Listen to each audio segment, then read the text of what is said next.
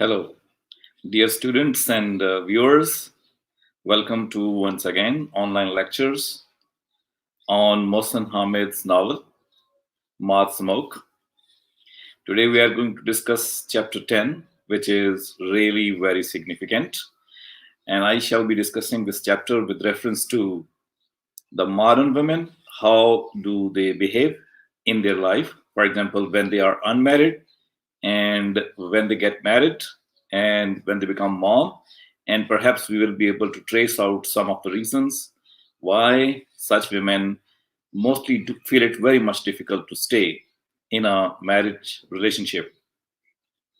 But we should also be experiencing one thing more here, that like most of the postmodern text and like most of the postmodern novels and some of the post-colonial novels as well, that the narrator changes frequently. Here in this novel, in this chapter, we shall have a new narrative. So far, we have Daru as the narrator of the story, but now we shall have the narrator who is Mumtaz. And in that way, we will be able to realize the difference between the representation, language, and the type of styles or the ways of expression. How does the writer change himself when he narrates the story with reference to a man, and after that he narrates the story with reference to a woman? So this is chapter 10. Let us enter into that. And I am disappearing myself from the screen. Only text will remain visible so that you people can concentrate 100% on the text. So if you have a view of the text, chapter 10 is titled as The Wife and the Mom.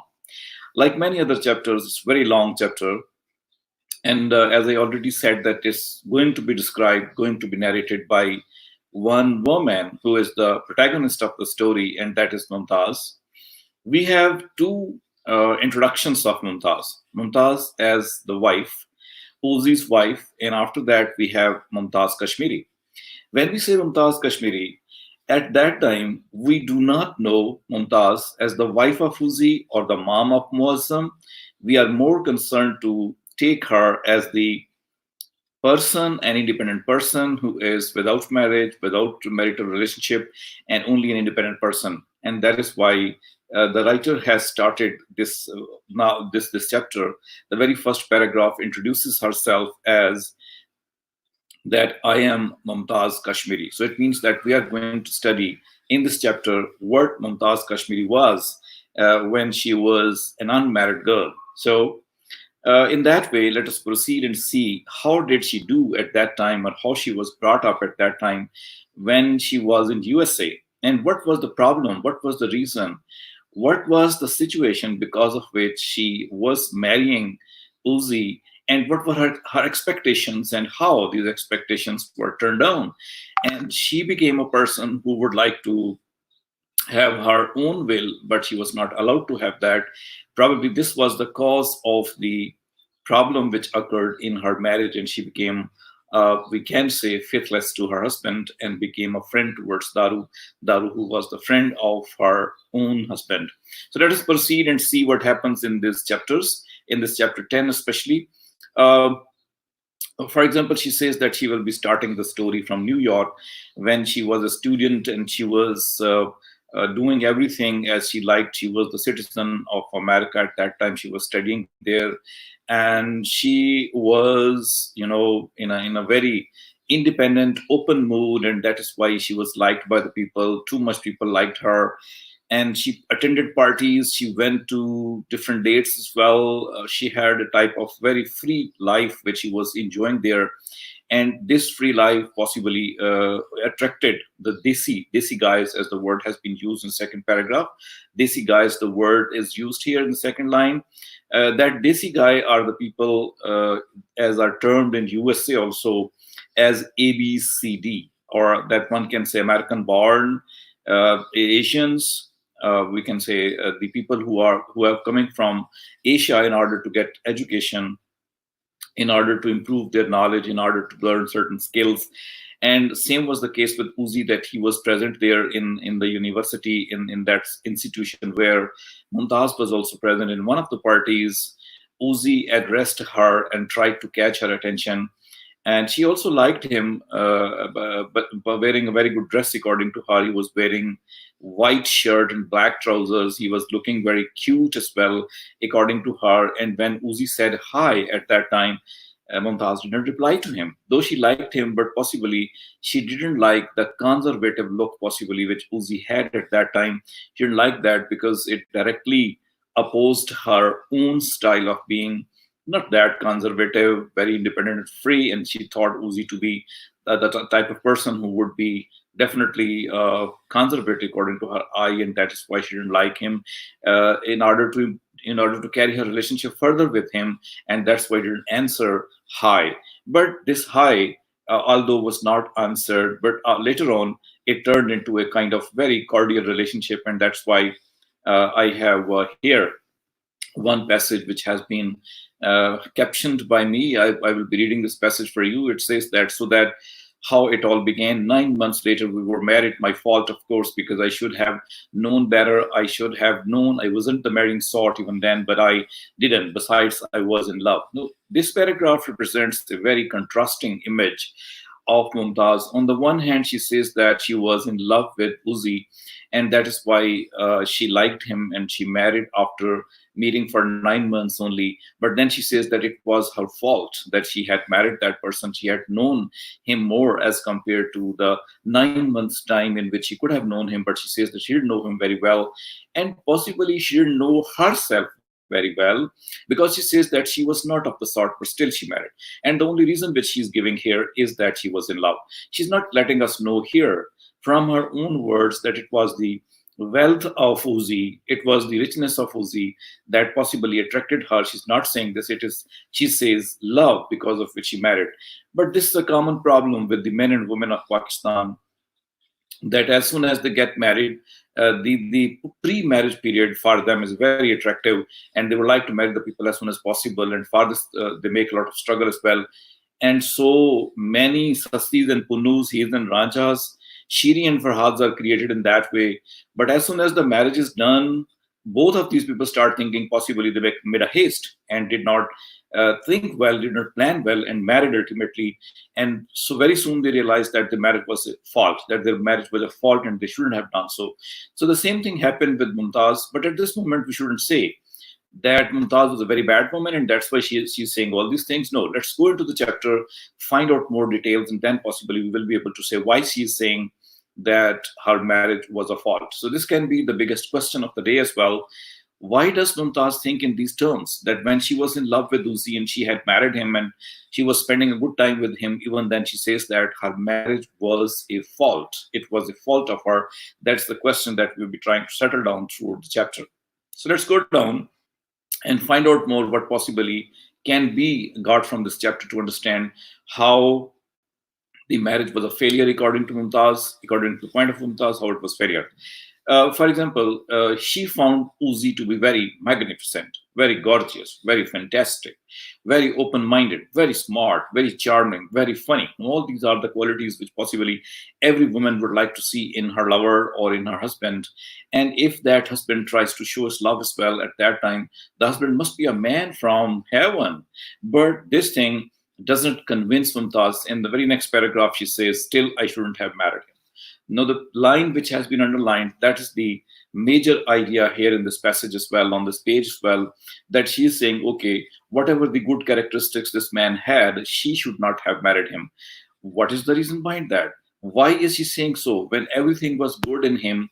What was the reason behind that, that she is saying all these things? She is accepting this paragraph that he was rich also, he was powerful also, but still she thinks that she shouldn't have married him at all, because many people, she thinks that laughed at her by saying that possibly she had married only because of the money which Uzi possessed, or he showed to be the rich person, but still it was a kind of stupidity according to her that she had married him.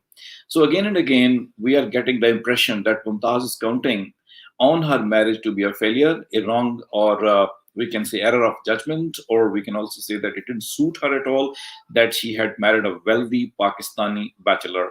Let's proceed further in the next passage. The first two lines, which I have underlined with red color, they say, before I knew, I was showing him off at South Asian Student Association parties, enjoying the horrified jealousy on the faces of my prim and proper colleagues. No, this is something which satisfies her social side. When she had married Uzi at that time, it was not the case that he should be a person ashamed of marrying him. As in most cases, when somebody marries a boy and the in laws or the friends of the girl say, "What did you see in this guy? Is he a very good person? We don't think so. What type of person is going to be? He's not a rich person, he's not a beautiful person, but still she married." This was not the case with Mumtaz.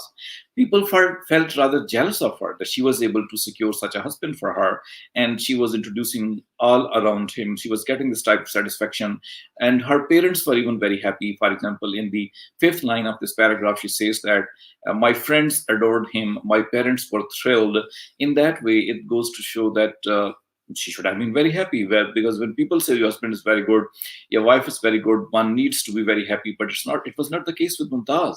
That she still thought she made a mistake in marrying that guy. And let us see what is the reason behind that. Why she is thinking in these terms. Let's go into the next portion.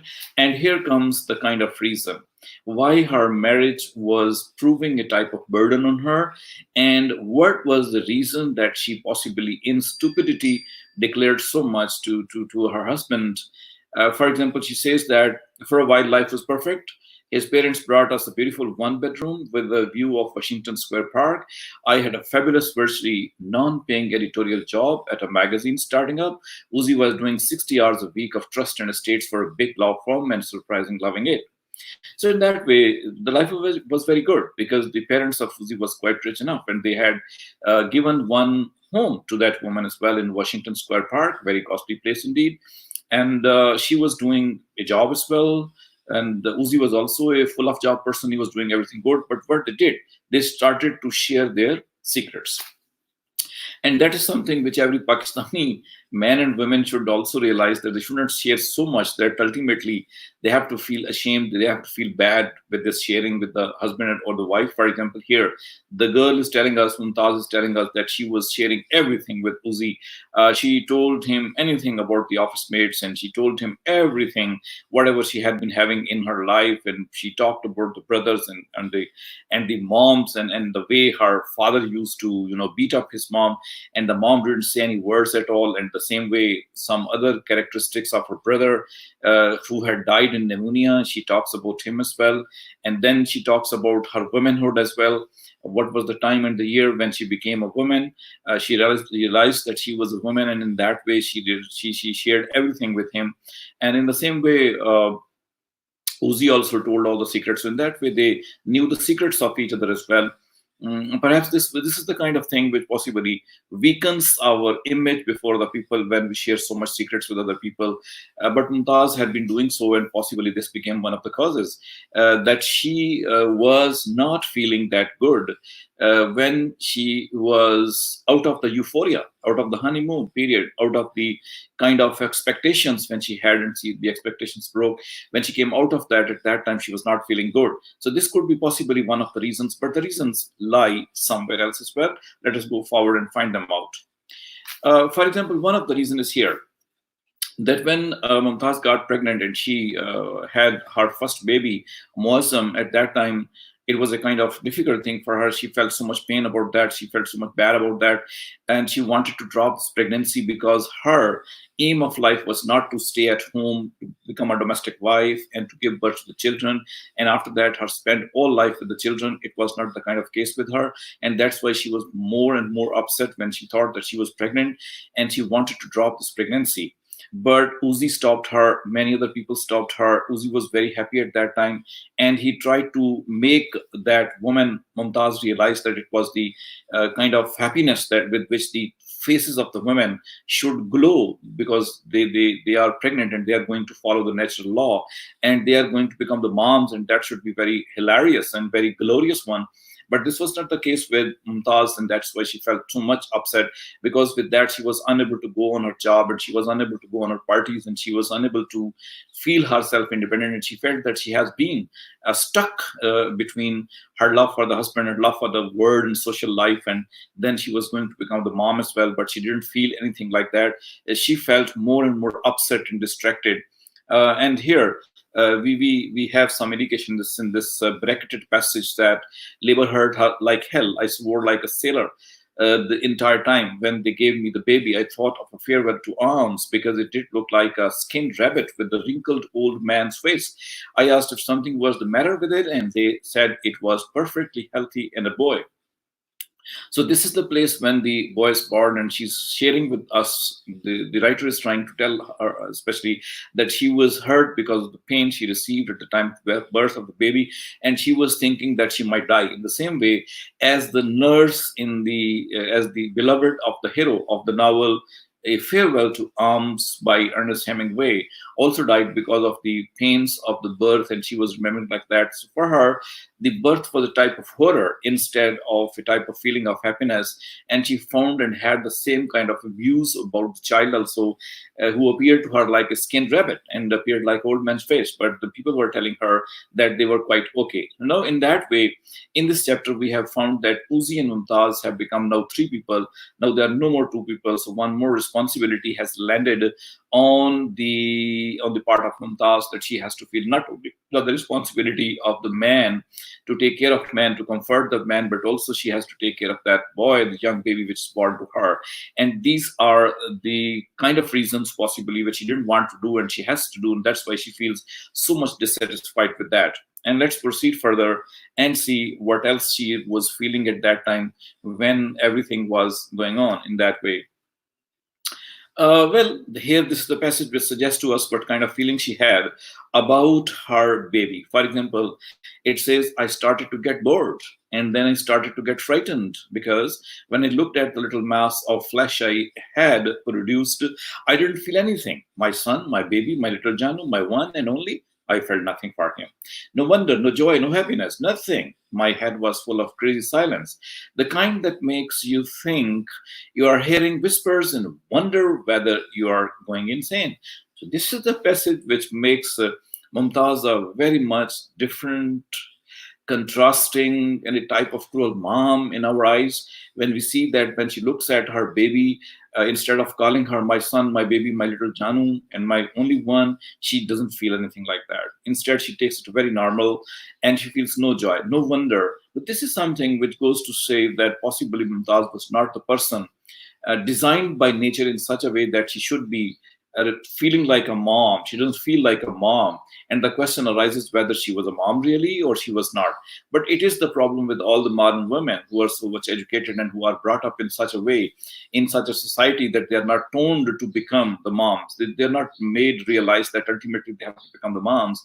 Some may be thrilled in the upper class society also. Some may be thrilled in the advanced European countries as well. But some of the women who are born that way, get education in that way, and all the time they have an aim that they have to grow up in their life without thinking of the marriage and the babies. And that is why this thinking, when it becomes juxtaposed with the kind of baby which is stopping you, or this type of ideology, at that time the pain is there or the thinking is there. But this Mumtaz is particular in that way that she didn't realize any kind of love for the son. And she is declaring here, in order to let us know, though she loved her husband Uzi, she didn't love her son Muazzam at that time. So this is a complicated situation, very complex situation. How a mom could be like that? But one can have a very good idea of why mom is that if we proceed further into this chapter. Dance parties were going on the part of Fuzi only, but Mumtaz was unable to take part of that. And she was therefore to take care of the baby and stay at home. And then she says, the red lines, for example, if you have a look at the red lines, says, I decided I wanted to work full time again. Uzi was shocked. He said Muslim was too young. I said if he felt so strongly, he could ask for the paternity leave, but he won the argument. He won it with a low go. He looked at me like I was a stranger and asked if I loved our son at all. The question destroyed me. I started sobbing and I couldn't stop. This very significant paragraph where we are seeing that a girl, independent girl, very much free girl, very much American girl, is burying herself, is going to die, and a new woman will emerge who will take care of the boy or the baby, though unwillingly, but she's going to change her, part of being an independent girl and entering into that part of life where she's supposed to be the woman and the mom or the wife. These lines are very significant in this regard also, to take care of the answer which she gives to her husband when her husband says that she cannot go for an independent job, full-time job, outside of the home when Muslim, their son was very small. At that time, she replied that if her husband was so much concerned, at least he was also the father, he should take the paternity leave instead of her taking the maternity leave. So it's a type of equal desire of sharing of equal responsibilities, that if a working woman is there, then she should go on the maternity leave for the sake of baby, but not the husband should go on paternity leave for the sake of baby. Mumtaz is trying to show as a modern woman that she stands equal to her husband in every way. So if her husband can have good professional independent life even after he had become the father, even after he was the father of the baby, he can go outside, but the woman cannot. This is the type of thing she feels hurt at that time. She feels that her right is being sacrificed. She feels that she has to compromise all her desires which she possibly had about her life. And this is the very thing which equalizes, which demands the feministic issue here, that how the woman should be treated, how the man should be treated, in order to give a kind of full power to the woman, how she can be so good towards the baby as well, good towards the society as well, good towards her husband as well. All these things cannot happen, at least in Pakistani society. So when we look at this text with reference to a Pakistani reader, at that time, definitely it is difficult for us to absorb that a woman should talk like that. But when we see that Mumtaz, first of all, tells us that she was American, she was living in America, she was getting education in America, she married, and she had a type of life in America. At that time, it's very easy to digest, because this thing happens in USA, that the mom do take maternity leave, but the husbands or the fathers also take care of their babies. In that way, equal sharing of the bringing up of the babies is there. That's why Mumtaz can be excused on this regard. However, the Pakistani reader would definitely take her as a bad mom and will not give her equal marks as well. But looked at with the feministic point of view, she is a woman who is stressing herself that she is a human being. She also needs the similar things as her husband is needing. So in that way, this significant passages become really very significant. The argument is very significant, but ultimately she dies down and becomes a mom. Let us see what type of mom she becomes. Let's go forward into the passage that is very necessary to talk about. Here I have chosen just one line, and it says that I started drinking Scotch neat during the day. So this is something, drinking of the Scotch, smoking of the cigarette, for example, smoking of the hash, for example. All these things are used by the people in order to drown their problems, the kind of clash or the conflict which is going on in the minds of the people at that time, when they want to, when they want to do the things but they cannot, or when they love certain things but they have to choose between love and duty at that time, as was the case with Maggie, for example.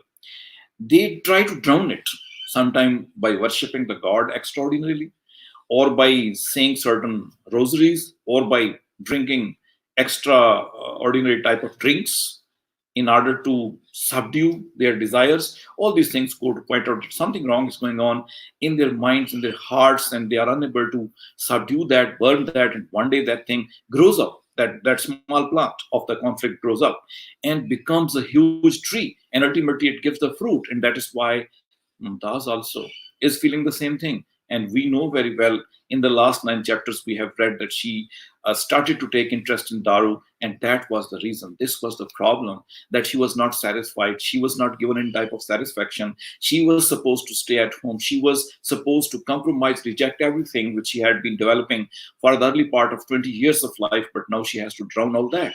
And she couldn't express this thing as well, and that is why the expression, first of all, takes the support of drinking of Scotch, and ultimately it looks for the friendship of Daru as well. So let us go down and see more why Mumtaz was having this type of erratic behavior. Here in this page, she started to, we can see that she started to write for a magazine once again, and she started to do her job from home instead of going outside, because she wanted to take care of her son as well. And she wrote her article on the lullabies for a women's magazine. Lullabies are the songs which the women sing in order to give pleasantness to or comfort to the baby. And she wrote an article on the lullabies, and that article was never rejected. It was accepted, and it was demanded that she should write more. This goes to show that she had a writing desire, but also she had writing knack, or she had the type of qualities and characteristics with which she could become a perfect writer. And that's why we cannot say that women possibly don't possess the qualities and they want to only impose themselves on the job market. It's not the case. Some of the women do possess a lot of kind of qualities with which they can prove their mark, and they can become greater people, bigger people in the world, or they can win their mark as well. So in that way, Mumtaz was not an ordinary type of person. He was a good writer. The proof she's giving here, and that is why ultimately she becomes a good writer in Pakistan as well when she writes article on the women of the market. Let's go down and find out more. She started to this paragraph is very, very significant, because let's read it first, because it needs to be talked about in that way. So I managed to earn some financial independence writing about parenting. Little hypocrite that I am.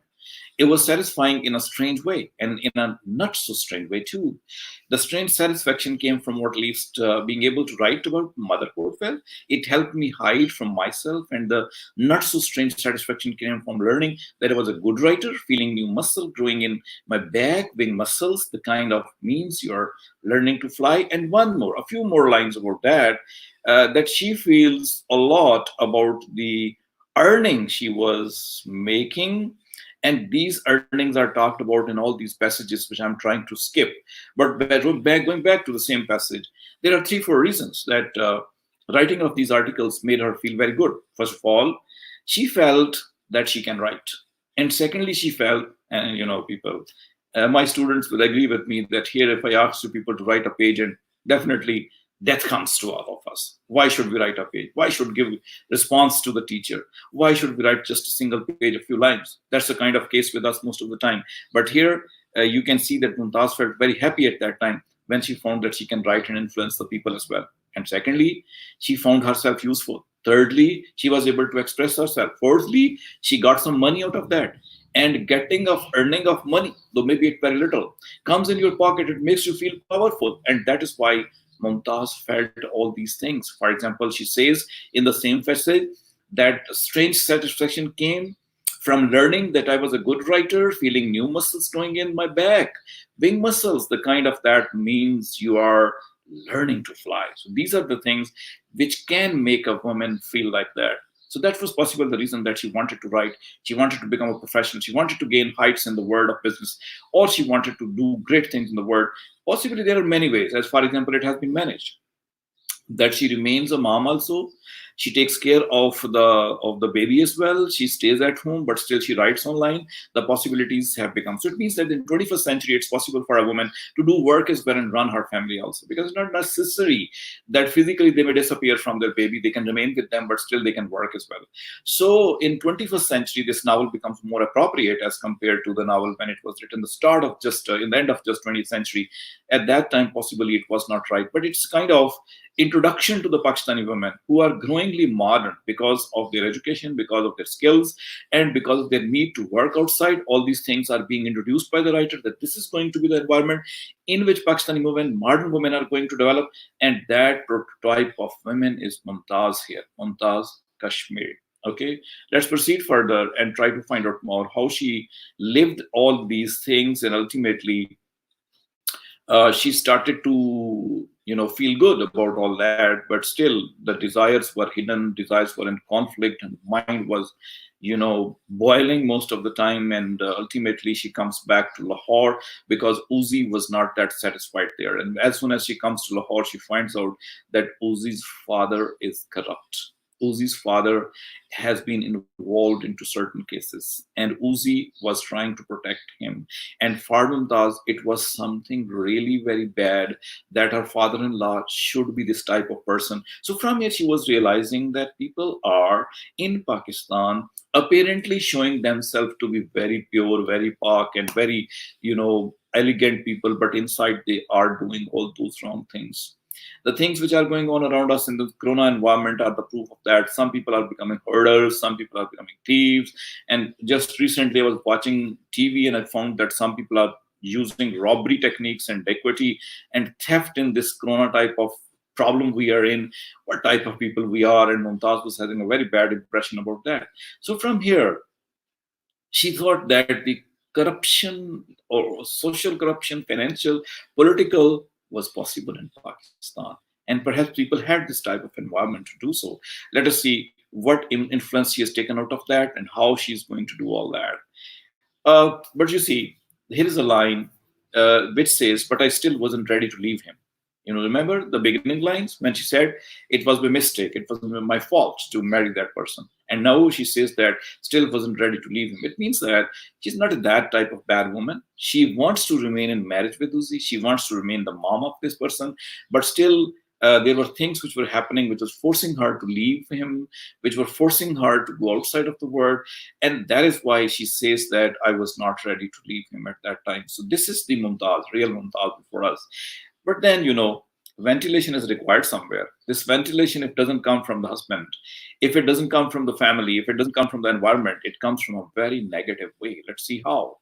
Go down and find some more passage about that. We remember that she had written one article about the prostitutes of Lahore, and at that time she had revealed to Daru as well that she is Zulfikar Manto. She's writing these articles and she was quite successful in that way. So a woman is successful and she has to hide her name, taking a pseudonym as well, possibly to remain behind a kind of screen with which she may not come forward before the people. Possibly somebody may attack her or somebody may do anything wrong to her. And that's why she's writing with the pseudonym that is Zulfikar Manto.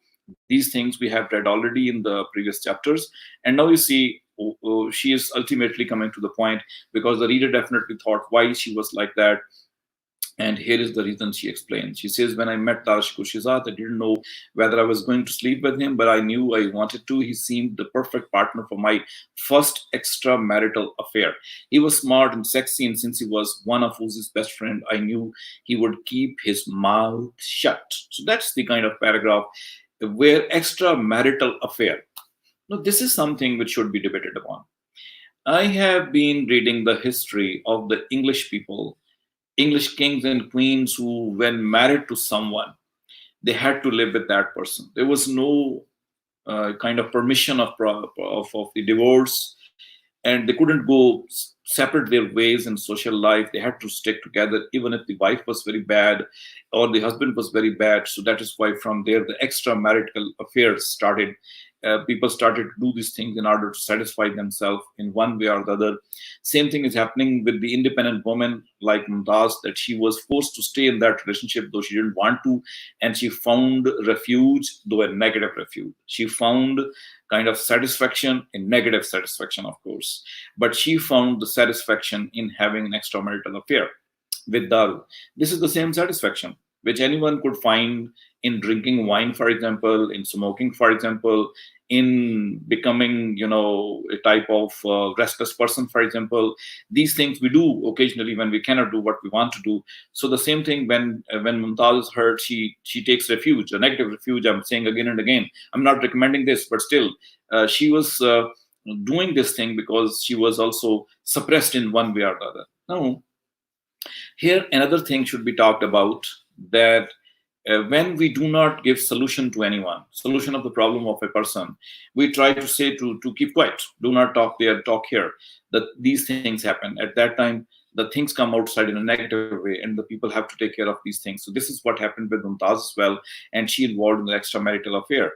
And also, one thing more you must keep in mind, dear students and the viewers, that this novel goes to portray the psychology of the elite class as well in Pakistan, and the elite class possibly uh, having many members in them, among them, who were forced to live in marriages, who were forced to do the things, and who had the power to do otherwise many things, and they were suppressing themselves, and ultimately, for them, having extramarital affair is not a big deal. That is taken in a normal way, possibly. This is the projection which novel is trying to give to us, or Mohsen Hamid is trying to say that this thing was happening among these people because of their independence, because of their power, because of the money which they were earning, and then they were forced to do the things which they didn't want to do. And same thing possibly has happened with Mumtaz as well. So that is why she gives us one example here also, that though such women may be considered selfish, but in many of the parties where she met the young wives of the other people, who were crying and feeling bad because of their marital relationship, because of their husbands. At that time, she felt particularly amused and satisfied and happy and smiled because she had this type of affair and she was enjoying her life as well. In that way, she was feeling good about that. It means the text is going to generate the kind of image that possibly these things are quite common, and some people have daring and courage that they can involve in extramarital affairs, and some people possibly cannot, and that is why the emotional crisis or disturbance is there, and that is happening in most of the cases. And Mumtaz has taken a decision that she will no more remain under emotional crisis, and she will try to spend her life as she wishes good. So this is all about today's lecture. I hope some of you might have understood very well and some of you might not have understood. But still, if you read the text once again and if you go through that and try to debate the question without saying Mumtaz is a very bad woman, without thinking that, just debate the question why Mumtaz adopted this type of behavior, the chapter will be more understandable. This is the very topic, this very question to which the student must answer and share their answers with me just on one page. What was the reason? How does the novel try to justify her way of spending of life? And that's it from me for this day. So therefore, seeing you some next time, and the possibly some of the questions may be there. I'm going to take up those questions also. We have one question which is taken well. Chapter we shall have a new narrative. Okay. So far we have done as the narrator of the story, but now we shall have criticizing the narrator who is Mumtaz. Is Mohsen Ahmed criticizing modern women or defending them? I must say that he's not criticizing modern women. He is trying to say that if you educate a woman, empower a woman, give independence before marriage, the fathers and the brothers take special care of this, that the sister is educated, so she should be given a lot of importance in the society. And when her husband does not do the same thing, at that time, such odd behaviors come before us. So it's not criticizing, it's a type of teaching to the human being that they should try to take care of the women in that way, that they may be able to maintain their lifestyle even after their marriage, whatever lifestyle they have been brought up. There should be no difference between being brought up and between being mom and husband. Vakas says that such women don't take care of their babies. What will be the condition of the baby? The modern life of 21st century has afforded a lot of money to the people. One can have nannies, grannies available here, and one can have ayahs also. And in America, for example, working women leave their babies at daycare centers. Similar kind of situation should be there. And I never saw that any boy who was brought up in the daycare center was a bad boy. No, mostly those boys turned to be bad who were brought up at home by the care of their mothers and the fathers. So it doesn't matter if the woman has to go for a job for a very short time. She may be giving her son or daughter the daycare center, and ultimately she comes back and lovingly spends the remaining time with her. So it's not the kind of thing which should be called as bad. Yasmin Majid has put the question, sir, we can say that Mumtaz in herself dominant as a female. Yes, we can say so. Her personality is like that, her psyche is like that, and the writer makes her inside out, what she is inside, what she's brought up, what she became in her pre-marriage life, she wants to assert the same. And this is possibly the desire of every woman. This is possibly the desire of every feminist. And this is possibly anti to the desire of every man. So men also need to be educated and sensitized. Females should also be needed to do so. Ultimately, the society can become a better perspective. There is somebody, Youth Force says, sir, I think the novel was written in the Hira Mandi, Lahore. It's not written in the Hira Mandi, Lahore. It was written about the Hira Mandi, Lahore. A part of the novel is about that, and that's very significant what happens when a woman is forced to become a prostitute. Yes, of course, a part of the novel is like that. It's not the total Hira Mandi about or in which the novel is written. Yes, modern woman has, once again says so. This should not be taken as the issue. Should be taken as the kind of conflicting demands of the mind and the social society of Pakistan. Why should we educate women and make them very much independent in universities and make them do what they want to? exercise of their will prepares them that they can continue their life in that way. And when the marriage takes place, at that time, the husband becomes a dictator and he does not have the ability to perform those things which he used to do, for which he was trained. How then the conflict should not be there? Ayman Zahra's father said that the reason why Mr. Uzi compel him to do so. Now, Uzi is a boy brought up in Pakistan, and he knows what is Pakistan, what is Pakistani society. He's a particular Pakistan guy who would love a girl's independence but wouldn't love the mom of his son to be so much independent. That's why this thing happens with that. And then Muhammad Waqas is there. So it's possible that a woman who is not happy with her husband, she's living with him. Yes, it is possible. Women have to compromise. Women have to compromise many things for the sake of their sons and daughters. We have in Pakistan a number of families where women have been living for multiple years with their husbands, even if they didn't want to live. This happens. Salma Zahra is here, another viewer. She says, Sir, IPM of women education in our society. I can't get this word IPM. Saima, would you explain a little what is IPM? Well, if I can answer rightly, education of women should not be opposed.